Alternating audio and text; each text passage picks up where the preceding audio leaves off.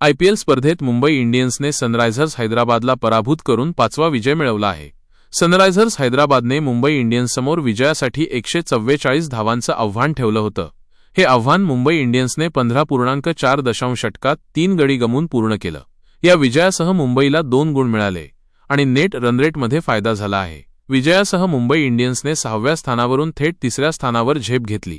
Mumbai Indians या स्पर्धेत 5वा विजय मिळवला आणि 10 गुण आणि अधिक 0.673 सहस्रांश नेट रनरेट आहे। यामुळे 2-3 वर्षांनंतर टॉप 4 मध्ये धडक मारली आहे।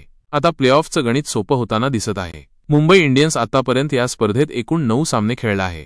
अजून या स्पर्धेत 5 सामने खेळायचं बाकी आहे। या 5 सामन्यांवर मुंबई इंडियन्सचं गणित अवलंबून आहे। मुंबई इंडियन्सला 5 पैकी 3 सामन्यात विजय मिळवावा लागणार आहे। 3 सामन्यात विजय मिळवताच प्लेऑफमध्ये स्थान पक्क होणार आहे।